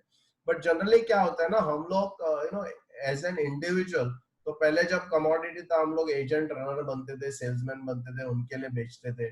सेकंड हम लोग प्रोडक्ट पिचिंग करने चालू किया, फिर हम लोग सेकंड एरा में जॉइंट कॉल शुरू किया। अभी आप देखो जो डेवलपमेंट ऑफिसर्स और SBS काफी लोग जो है थर्ड एरा में खुद को एक लीडर बनाने लगे, टीम बिल्डर बनाने लगे। एरा 2 में हम क्या करते थे, इंडिविजुअल एजेंटों के पीछे भाग के उनसे बिजनेस कराते थे। एरा 3 में ये बहुत ही बढ़िया उम्दा जो एक चेंज हो गया वो ये है कि हर SBA ने अपना टीम का नाम दिया, ब्रांडिंग किया, और फिर सब टीम को साथ में लेकर यूनिट मीटिंग करना, साथ में गोल सेटिंग करना, और एक एक टीम को ग्रो कैसे करना वो दिखाया। और फोर्थ एरा में हमको खुद को एक एंटरप्राइज बनना पड़ेगा, मतलब हम लोग एक बिजनेस के सीईओ है, इस प्रकार से हमको करना पड़ेगा। हमको लोगों को उनका फ्यूचर फाइंड करने के लिए हेल्प करना पड़ेगा, एक एंटरप्राइज मैनेजमेंट करना पड़ेगा और सर्वेंट लीडरशिप करना पड़ेगा। मतलब एक डीओ का रोल जो है एरा 4 में इस प्रकार से चेंज होने वाला है। तो फर्स्ट इसमें हम लोग एजेंट रनर को चुनते थे, मतलब हम लोग खुद एजेंट रनर थे, एजेंटों को हेल्प करते थे जस्ट पॉलिसी बेचने के लिए। और हम लोग क्या करते थे कि एजेंटों को सर्विस सपोर्ट देते थे, मतलब ब्रांच वांच का काम उसको बोलते थे कि हम लोग करेंगे, आप बिजनेस लाओ। उसके बाद सेकेंड एरा में थोड़ा सा mentoring, monitoring, joint call, 1-to-1 relationship होने लगा। लोग एजेंट के फैमिली के साथ रिलेशन, उनके साथ रिलेशन, ऐसा रिलेशनशिप मैनेजमेंट जो है या रिलेशनशिप मॉडल हो गया। थर्ड में जैसे मैंने कहा टीम लीडर हो गया, ट्रेनिंग चालू हो गया। तो मोस्टली ब्रांड जब बन गया तब डेवलपमेंट ऑफिसर्स अपने एजेंट्स का ट्रेनिंग, खुद का ट्रेनिंग, एक टीम स्पिरिट डेवलप करने लगे, सबको एक साथ टारगेट में इन्वॉल्व करने लगे, फैमिली के साथ अच्छा रिलेशनशिप। अभी सोल बेस्ड प्लानिंग में आपको एक एंटरप्राइज बनना पड़ेगा, आपको एक सीईओ बनना पड़ेगा एक कंपनी का, जिसमें लीड मैनेजमेंट के लिए ऑटोमेटिक सिस्टम होना चाहिए, लीड जनरेशन के लिए आपके पास एक 250-500 का प्रोस्पेक्ट का पाइपलाइन होना चाहिए, आपके पास रिलेशनशिप मैनेजर होना चाहिए हैंडल एडवाइजर को हैंडल करने के लिए, आपका जो एडवाइजर है उसको बीसीजी मॉडल के बेसिस पे आपको हैंडल करना चाहिए। ये मैं नेक्स्ट सेशन में आपको बताऊंगा। और जैसे अनिल झा है, काफी सारे डीओज है, अनिल झा है, मूलचंदानी सर है, यू नो तो ऐसे सारे काफी सारे डीओज ने कुछ हद तक ये सोल बेस्ड प्लानिंग या एंटरप्राइज सिस्टम का मतलब किया था। बट इसको हमको धीरे धीरे, वो एकदम से नहीं होगा, पहले हमको ब्रांड बनना पड़ेगा और उसके बाद फिर हम पर्पसफुल लिविंग पे जा सकते हैं। तो पर्पसफुल लिविंग के लिए 2-3 साल लगेंगे। बट मुझे लगता है कि इस एरिया में सोचना बहुत जरूरी है, क्योंकि डेवलपमेंट ऑफिसर ऐसा नहीं होना चाहिए कि वो भागते रहे। मैं चाहता हूँ डेवलपमेंट ऑफिसर एक्चुअली 10-12-15 साल के बाद वो गोल्फ खेलने को जाना चाहिए। तो मतलब इस प्रकार से उसके सिस्टम्स होना चाहिए, वो जाके गोल्फ खेल सके। वो हमने देखा नहीं है एक्चुअली। आज अगर आप देखेंगे डेवलपमेंट ऑफिसर का स्ट्रेस जो है वो बढ़ रहा है, क्योंकि काफी सारे जो ओवरऑल अगर आप कंडीशंस देखेंगे तो वैसे काम करके नहीं चलेगा। हमको ऑटोमेटिक सिस्टम बनाना पड़ेगा, कुछ ऐसे सिस्टम्स बनाना पड़ेगा जिससे कि हमारा काम ज्यादा इजी होने को लगेगा। ओके, तो अगर आप एवोल्यूशन, बिजनेस का एवोल्यूशन अगर देखेंगे तो इंडस्ट्रियल रेवोल्यूशन आ गया है रेवोल्यूशन जब आ गया तो इन्वेंशंस आ गए, जैसे टेलीफोन आ गया, सीविंग मशीन आ गया, एक्सरे आ गया, लाइट बल्ब आ गया, बहुत सारे चेंजेस होने लगे। उसी प्रकार से स्टीम इंजन आ गया। जब स्टीम इंजन आ गया तो हमारा पूरा जो है एक अलग ही लेवल पे हम लोग का ग्रोथ जो है वो हो गया। साइंटिफिक एडवांसमेंट हो गया, मास प्रोडक्शन चालू हुआ, मास कस्टमाइजेशन चालू हुआ, जो डिजिटल रेवोल्यूशन। फिर डिजिटल में अगर हम देखते हैं तो फर्स्ट जो रेवोल्यूशन है डेटा प्रोसेसिंग का रेवोल्यूशन है। जैसे LIC में मैं 1987 में जब LIC ऑफिस जीवन सेवा सैंटाक्रूज में जाता था तो बड़े बड़े मेन फ्रेम कंप्यूटर्स होता, मतलब पूरे एक फ्लोर के ऊपर पूरा कंप्यूटर होता था। उस समय कोई सोचा नहीं कि हमारे पॉकेट में कंप्यूटर होगा, क्योंकि इतने बड़े कंप्यूटर। उसके बाद दूसरा फेज आ गया जहां पर पर्सनल कंप्यूटिंग आ गया, मतलब छोटा सा। मुझे आज भी याद है कि अराउंड 96 या 95 में मैंने 287 करके एक कंप्यूटर लिया था, बहुत छोटा कंप्यूटर। उस समय कंप्यूटर पर्सनल कंप्यूटर था, उसको कोई कनेक्शन किसी के साथ नहीं था। थर्ड फेज में हम देखेंगे नेटवर्क आ गया। नेटवर्क मतलब पूरे वर्ल्ड के कंप्यूटर एक दूसरे से कनेक्ट हो गए, www.worldwide आ गया, इंटरनेट आ गया, मेल्स आ गया, वो थर्ड फेज जो रेवोल्यूशन हो गया। Next phase revolution cloud computing का हो गया। बेसिकली मतलब क्लाउड के ऊपर सब हमको सर्वर जो है, सर्वर्स के ऊपर हम डेटा रख सकते हैं, डाउन टाइम बहुत रिड्यूस हो गया।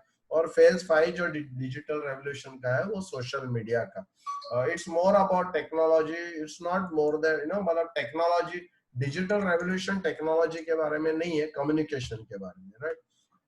अभी क्या होने वाला है कि आने वाला फोर्थ एरा में कस्टमाइजेशन होने वाला है। मतलब अभी लोग है ना ज्यादा पैसा देने के लिए तैयार है, बट उनको उनके हिसाब से प्रोडक्ट चाहिए।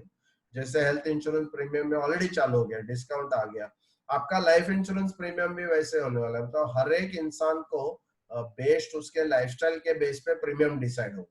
तो अभी टेबुलर प्रीमियम नहीं रहेगा, तो हमारे हाथ में कुछ वो पहनने को देंगे, जिससे कि हमारा जो ब्लड प्रेशर है, हमारा डायबिटीज है, या कुछ कुछ जो जो चीज है वो कंपनी मॉनिटर कर सकेगी। और डिपेंडिंग ऑन आपका कंटिन्यूअस हेल्थ का, अभी तक क्या होता था कि आपका एक बार पॉलिसी ले लिया, उस समय हेल्थ आपने चेक कर लिया, बट शायद आपका हेल्थ अगर आप अच्छा लेवल पे रखते हो, अच्छा खुद का मतलब केयर लेते हो, तो इंश्योरेंस कंपनी आपका प्रीमियम कम करने के लिए तैयार है।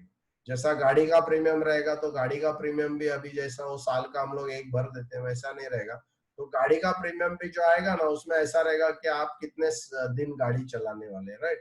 तो जैसे अभी मेरी गाड़ी जो है साल में शायद 100-150 दिन भी चलती नहीं है, राइट।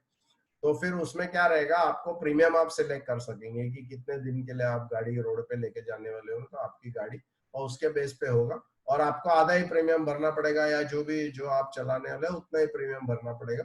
और जैसे जैसे आपका वो दिन खत्म हो जाता है, आपके मोबाइल के ऊपर मैसेज आ गया कि अभी आप गाड़ी नहीं निकाल सकते। जब आप गाड़ी निकालेंगे, वो बोलेगा अभी गाड़ी नहीं निकाल सकते क्योंकि आपका प्रीमियम खत्म हो चुका है, उतने दिन आपके एब्जॉर्ब हो चुके हैं। और फिर वो मोबाइल पे पूछेगा आपको कितना दिन के लिए एक्सटेंड करना है, मैं अभी का अभी आपको 1 मिनट में पॉलिसी इश्यू हो जाएगी ना। तो वैसे मतलब क्या होगा, सब कस्टमाइजेशन होगा। लोग कितना दिन गाड़ी मतलब पार्किंग में रखते हैं, वैसा बहुत ज्यादा दिन पार्किंग रखेगा तो भी प्रीमियम बढ़ेगा, और बहुत कम दिन रखेंगे तो भी तो उस प्रकार से वो एक कस्टमाइजेशन का एक रेवोल्यूशन अभी आने वाला है। उसी प्रकार से इंश्योरेंस कंपनीज को भी कस्टमाइज करना पड़ेगा। और मुझे लगता है आने वाले दिनों में लाइफ इंश्योरेंस भी कंटिन्यूसली मतलब ऐसा रहेगा कि हर एक इंडिविजुअल का प्रीमियम एक स्टार्ट में रहेगा, but every year based on वो किस प्रकार से अपने लाइफस्टाइल को मेंटेन करता है, या हेल्थ को मेंटेन करता है, उसके बेस पे प्रीमियम चेंज होगा। तो जैसे मैंने कहा ना, ये सब एराज में एक ओवरलैप ऑलवेज है, बट आपको बहुत ज्यादा दूर आप रह नहीं सकते। जैसे आप एरा 2 में अभी प्रोडक्ट है, प्लान कॉम्बिनेशन है, इसके ऊपर आप बात करते हो, बट जब दुनिया एरा 4 में चली जाएगी तो आपको एरा 3 में एटलीस्ट आना पड़ेगा। आप बहुत ज्यादा दूर नहीं रह सकते। इसके लिए आपको अभी इंश्योरेंस बोलने भी, अगर इंश्योरेंस कैसा बेचना है वो आपको स्टडी करना पड़ेगा, उसको ऊपर आपको कॉम्पिटेंस करना पड़ेगा, और उसमें आपको मास्टरी लेनी पड़ेगी। और फिर आपको एडवाइजर भी कैसे रिक्रूट करना है, बिना उसको इंश्योरेंस के बोले या बिना उसको सेलिंग के बोले, आपको एडवाइजर रिक्रूट करना पड़ेगा। बिकॉज मेरा रिक्रूटमेंट प्रोग्राम में भी मैं पढ़ाता हूँ कि किस प्रकार से आप रिक्रूटमेंट बिना इंश्योरेंस कहे या बिना सेलिंग के आप कैसे एक एडवाइजर बना सकते हैं। तो वो आपको मतलब अभी इमीडिएट शुरू करना पड़ेगा। गोल बेस्ड प्लानिंग शुरू करना पड़ेगा कस्टमर्स के लिए, मतलब आपको सीखना पड़ेगा, फिर आपके एजेंटों को सिखाना पड़ेगा, क्योंकि बड़ी बड़ी पॉलिसीज अभी तब होगी जब आप एरा 3 में ही काम करेंगे। और उसके साथ साथ एरा 3 में पूरा फुल फ्लैश काम शुरू करके एरा 4 के बारे में हमको समझना और सूझबूझ लाना बहुत जरूरी है, ताकि आने वाले सालों में हम उसके लिए तैयार रहेंगे। तो आपको क्या करना है कि एडवाइजर्स को, मतलब एजेंट को है ना, इंश्योरेंस बेचने के लिए आप एजेंट को रिक्रूट मत करो। एजेंट को कमीशन के लिए रिक्रूट मत करो, आप मिशन के लिए रिक्रूट करो। वो कैसे करने का वो मैं बताऊंगा आपको, सेकंड सेशन में एक उसका डेमो मिल जाएगा। आपको क्या करना है, एक फंडिंग रिस्पॉन्सिबिलिटी करके ऐप है, तो मैं यहाँ पर चैट में आपको डाल देता हूँ। तो वो चैट में आप जाकर बाद में मैं डाल देता हूँ। तो आपको एक फंडिंग रिस्पॉन्सिबिलिटी करके ऐप है, वो ऐप यूज करके आपको इंश्योरेंस का एडवाइजर रिक्रूट करना चाहिए। आपको फुल टाइम एजेंसी के लिए, पार्ट टाइम के लिए नहीं, बट हो सके तो ज्यादा से ज्यादा फुल टाइम एजेंट जो है उसको आपको करना पड़ेगा। बट उसके लिए आपके अंदर, खुद के अंदर बहुत सारा बदलाव आपको लाना पड़ेगा। आपको एडवाइजर्स उनका गोल्स को फंडिंग करने के लिए उनको एजेंसी देनी पड़ेगी, ना कि कुछ इनकम कमाने के लिए या कुछ रिकग्निशन के लिए वो नहीं करेंगे। आज के एडवाइजर्स को या एजेंट आप बनाते हैं तो उनका खुद का लाइफ का गोल अचीव करने के लिए एजेंसी के लिए आपको उनको बोलना पड़ेगा। और इस प्रकार से ये अभी नया चैलेंज है। और तो ये ऑनलाइन मैंने FR ऐप करके रिक्रूटमेंट प्रोसेस का एक ऐप बनाया है। वो वो मैं मतलब नेक्स्ट टाइम आपको बता दूंगा। तो ये ऑनलाइन ट्रेनिंग प्रोग्राम भी मतलब FR ऐप के थ्रू आपको कोई ट्रेनिंग प्रोग्राम करने की जरूरत नहीं है। FR ऐप में मेरा ऑलरेडी मतलब उसमें बताया गया है कहाँ पर उसमें हाउ टू यूज ऐप करके है, वो मैं आपको 2 मिनट में बता देता हूँ। आप कैसे ऐप कैसे आपको यूज करना है। तो बट अभी तक कुछ सवाल है तो प्लीज इधर चैट में टाइप कीजिए या आप अपने आप को अनम्यूट कर सकते हैं। तो जो भी मैंने अभी बात किया उसके बारे में कोई सवाल है, कोई डाउट है, कोई शंका है, या कोई कुछ एडिशनल आप पूछना चाहते हैं। फिर उसके बाद मैं आपको बताऊंगा कि एरा 3 में जो एक ऐप मैंने बनाया है, वो ऐप आप कैसे, वो फ्री ऐप है तो कोई भी उसको इंस्टॉल कर सकता है, यूज कर सकता है। उसको कैसे यूज करना बहुत डिटेल में नहीं बताऊंगा आज, थोड़ा सा वेरी क्विक बताऊंगा। अगला वेबिनार का जो है उसमें हम लोग बहुत डिटेल में एक्चुअल रोल प्ले वगैरह करेंगे। तो कोई सवाल है आपको? क्विकली जरा खुद को अनम्यूट करके जरा पूछ लो। या जगदीश चंद्र ठक्कर जी, आप कुछ पूछना चाहते हैं? देखो आपको सवाल पूछना पड़ेगा, बिकॉज विदाउट सवाल फिर मुझे ऐसा लगता है ना, सवाल कोई अगर नहीं पूछता है तो सब कुछ समझाया कुछ नहीं समझा, ऐसा ये होता है। तो जरा उसके लिए इट्स बेटर कि आप लोग सवाल पूछे। तो कुछ अगर ऐसे, यस सर, इमेज कम।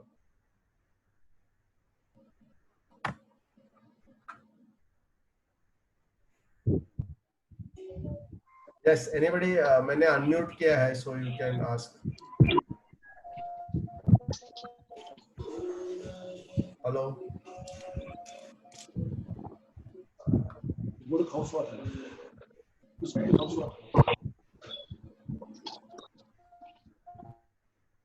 हेलो, कोई सवाल नहीं है? Can we go ahead?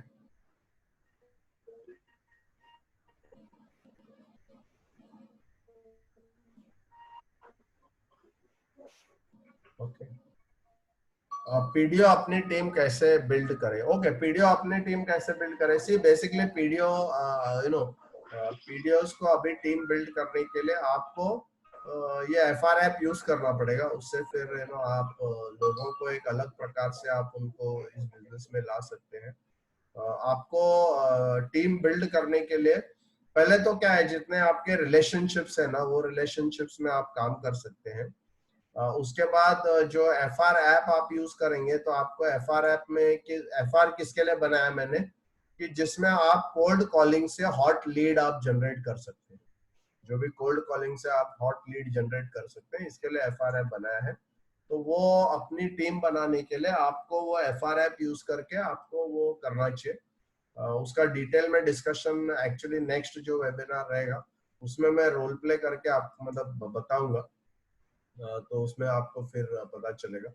But basically आपको विदाउट इंश्योरेंस बोलने बगैर या उनको इसके लिए मतलब उनको मिशन के लिए आपको लेके आना पड़ेगा।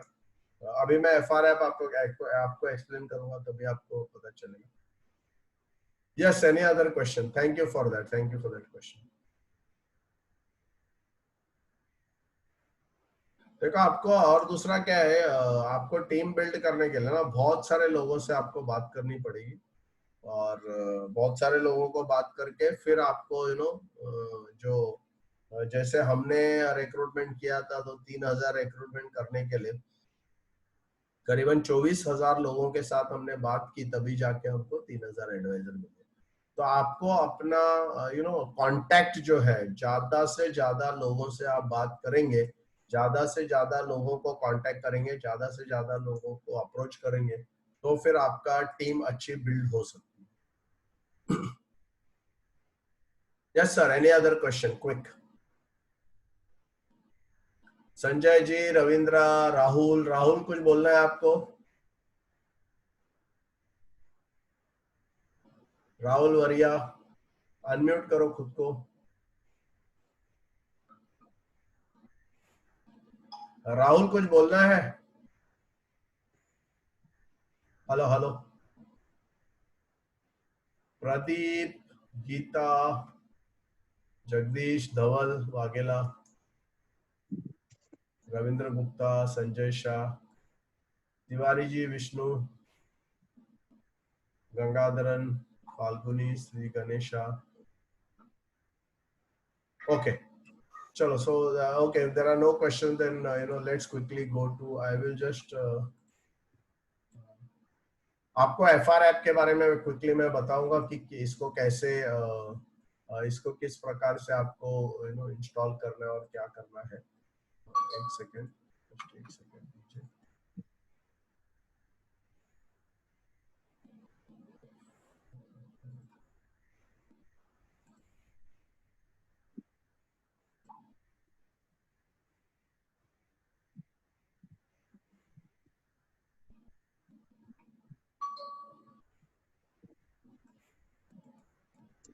ओके, तो ये ऐप कैसे यूज करना, वेरी क्विकली हम लोग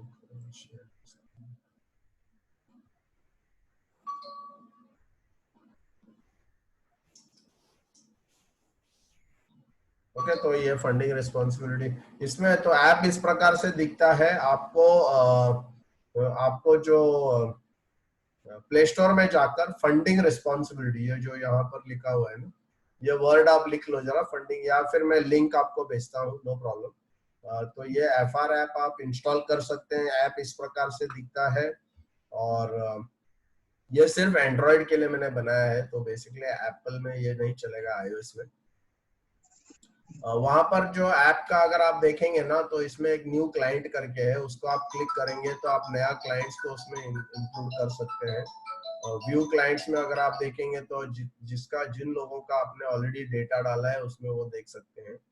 न्यूज है, ट्रेनिंग है, टर्म्स है, फिर how to use the app. Basically आप क्या करो, how to use the app, इसमें अगर क्लिक करेंगे तो आपको आगे जो है वो ऐप को कैसे यूज करना है, उसमें मैंने स्क्रिप्ट भी दिया है और उस स्क्रिप्ट के साथ साथ मैंने सब डिटेल्स भी दिया है कि उसको कैसे यूज करना है. 2 वीडियोस भी डाले हैं, तो वो सब आप यहाँ पर देख के चेक कर सकते हैं. क्योंकि आज इस सेशन में मैं वो डिस्कस नहीं कर पाऊंगा. नेक्स्ट जो वेबिनार रहेगा, मैं आपको एक काम करूंगा, एक रिकॉर्डेड, मतलब पिछला बार जो ऑलरेडी मैंने एक वेबिनार लिया है उसका लिंक मैं आपको भेजूंगा, तो आप लोग ये देख सकते हैं. बट पहला क्या करो, इसको इंस्टॉल करो, फंडिंग रिस्पॉन्सिबिलिटी टाइप करके, और ये इंस्टॉल करके फिर आप इसको यूज कर सकते हैं. तो इसमें डेटा जो डालना है वो कस्टमर का नाम डालना है, डेट ऑफ बर्थ डालना है, उसका रिटायरमेंट एज डालना है, उसका एंड ऑफ लाइफ 80, ये 80 हमेशा डालना है, और फिर उसका एनुअल एक्सपेंसेस डालना है.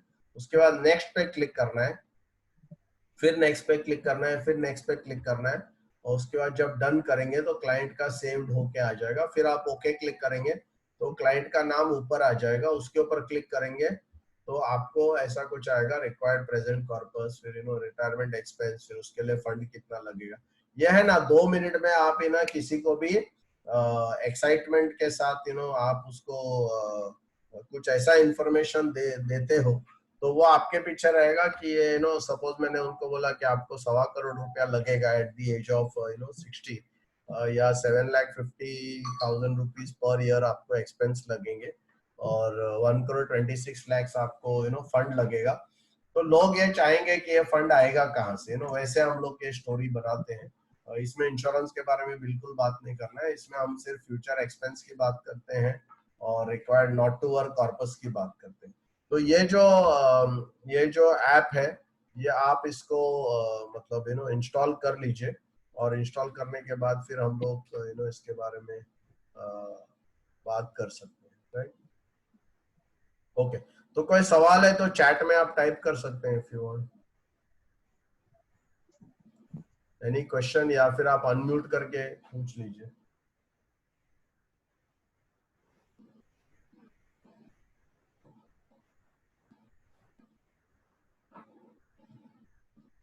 कोई सवाल, कोई डाउट, या एटलीस्ट फीडबैक डाल दो कि आपको कैसे लगा सेशन. इंटरेस्टिंग था, कुछ बातें सीखनी मिली.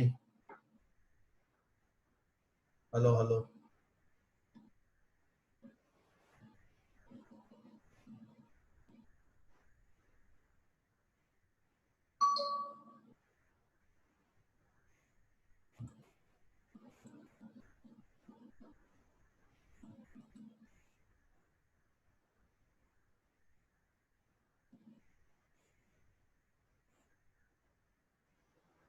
Yeah, can you just just thank you just कुछ सीखने मिला कि नहीं, वो इम्पोर्टेंट है, बेसिकली आपका माइंडसेट कुछ और हम लोग का मेरे 2-3 जो वेबिनार्स है वो मैं आपको पोस्ट करूंगा, तो आप देख सकते हैं।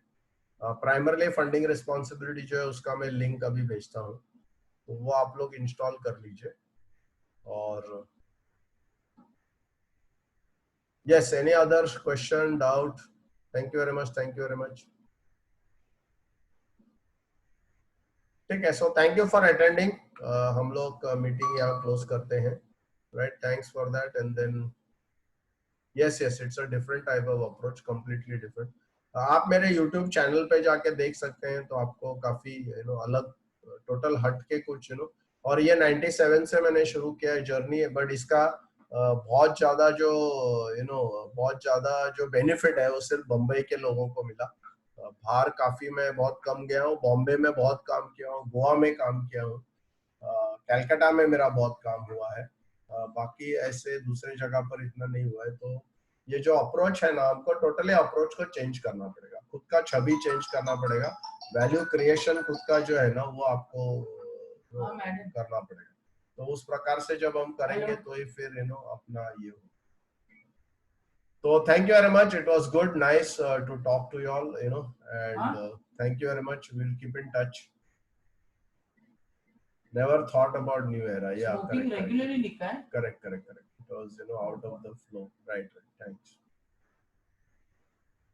तो इसका मैं पीपीटी भी आपको भेज देता हूँ। I'll send you the PPT so you can go through it and study that. तो 2-3 चीजें मैं करूंगा। तो अभी नंबर 1 क्या आपको उसको- पीपीटी उसको भेजूंगा। थोड़ा ये नंबर करो, क्या 2 बोलूं? फंडिंग रिस्पॉन्सिबिलिटी का मैं लिंक भेजूंगा, सो काम दैट आप करने लोग के लिए। उसको इंस्टॉल कर सकते हो और स्टडी कर सकते हो। और उसके बाद फिर मैं आपको नेक्स्ट वेबिनार का जो है वो लिंक भेजूंगा, तो आप लोग वो भी देख सकते हैं। या okay, so thank you very much, and if you are done, there is no question, then we will I will end the meeting now. Nice talking to all of you all, and thank you very much for sparing your time to come for the session. किसी को कुछ पूछना है तो you can just unmute and ask a question.